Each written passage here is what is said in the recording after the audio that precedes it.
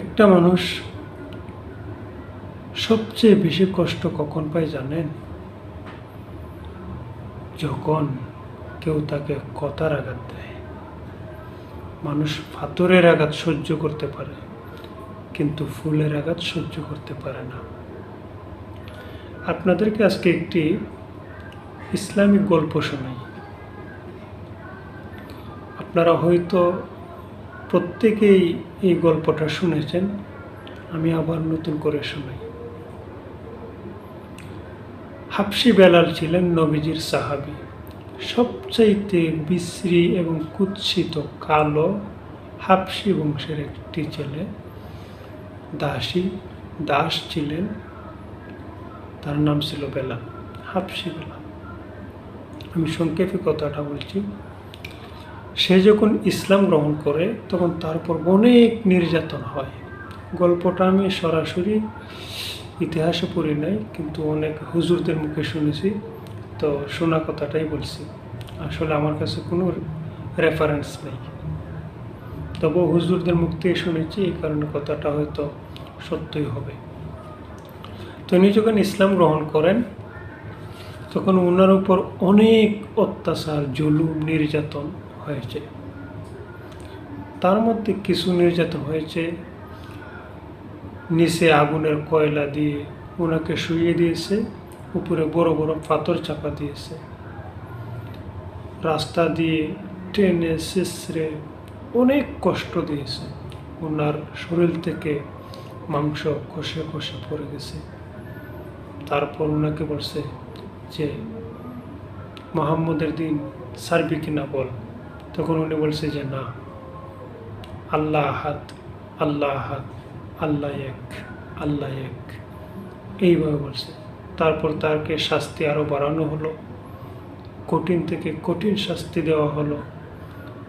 এমন একটা সময় এসে গেছে সে শরীর নিয়ে আর দাঁড়াতে পারে না। শেষ পর্যায়ে এমন একটা সময় এসে গেছে যে এখন আর জুড়ে কথাও বলতে পারে না, এমন একটা পর্যায়ে এলো। তখন তাকে বলল, বল মুহাম্মদের দিন ছাড়বে কিনা। সর্বশেষ ওনাকে আমরা যেটাকে বলি চৌরাস্তা, ওই রকম একটা ত্রিমুখী রাস্তার মুখে দাঁড় করিয়ে ওনাকে গাছের সাথে বেঁধে ওনার জিহ্বা দিয়ে পেরে ঢুকিয়ে ওই গাছে বেঁধে রেখেছে। আর ওই দিকে যারা আসা যাওয়া করে প্রত্যেক বিধর্মীরাই বেলালকে, হযরত বেলাল রাদিয়াল্লাহু আনহুকে পাথর দিয়ে আঘাত করে। কেউ 3টা, কেউ 2টা, কেউ 7টা, কেউ 5টা আঘাত করে, কিন্তু হযরত বেলাল কোনো শব্দ করেন নাই। এই প্রতি হযরত আবু বকর যখন যাচ্ছিলেন তখন দেখলেন যে বেলাল ওই গাছে বাঁধা অবস্থা রয়েছে এবং সবাই তাকে পাথর ছুঁড়ে মারছে।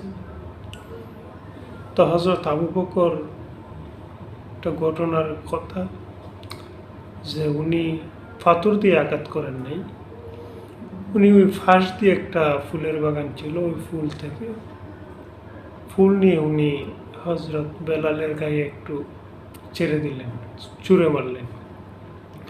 যেই মাত্র ফুলটা উনি হাবশী বেলালের গায়ে ছুঁড়ে মারলেন, ঠিক তখন হাবশী বেলাল জোরে চিৎকার মেরে কান্না করে দিলেন।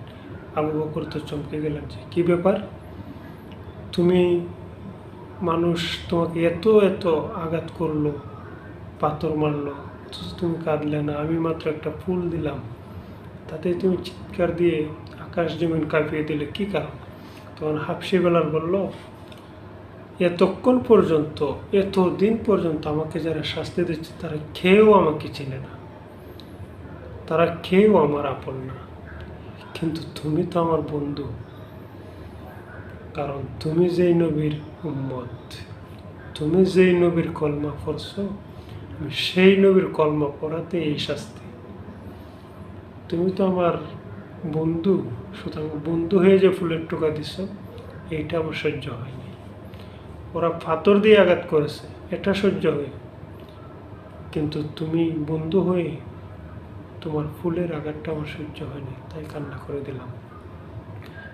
শেষ পর্যন্ত নবীজির কাছে হযরত আবু বকর এলেন এবং নবীজি বললেন যে তোমরা ওকে ক্রয় করে নিয়ে আসো। গোলাম বিক্রি হইতো ওই যুগে। তো হযরত আবু বকর ওই হাবশি বেলালকে শেষে উনি নিজেই আবার কিনে নিয়ে আসলেন। তো এই যে ঘটনাটা বললাম যে ফুলের আঘাত, হযরত বেলাল এখানে এই জিনিসটাই বোঝাতে চেয়েছেন যে তারা তো আমাকে চিনে না, তারা আমাকে জানে না, বুঝে না, তারা আমাকে মারুক, কিন্তু আপনি ওকে চিনেন, জানেন, আপন লোক, আপন হয়ে কীভাবে আঘাত করলেন, সেই আঘাতটা আমি সহ্য করতে পারিনি। সুতরাং মানুষ বড় বড় আঘাত সহ্য করতে পারে, কিন্তু আপন লোকের দেওয়া ফুলের আঘাত মানুষ মেনে নিতে পারে না। তাই এইভাবে নিজেকে নিয়ে চিন্তা করুন যে কখন, কোথায় এবং কাকে এই ফুলের আঘাতটা না দিয়ে দিলাম, যে আঘাতটা সে সহ্য করতে পারে নাই। এমনও কিছু আঘাত রয়েছে যে আঘাত পেয়ে মানুষ খাবারের প্লেট সামনে নিয়ে চোখের পানি ফেলে দেয়। তাই আমাদের প্রত্যেককে সতর্ক করুন, নিজে সতর্ক হন এবং মানুষকে ভালোবাসতে শিখুন, মানুষের পাশে থাকুন। দেখবেন আপনিও ভালো থাকবেন, পাড়া প্রতিবেশী সবাই ভালো থাকবে। আসসালামু আলাইকুম।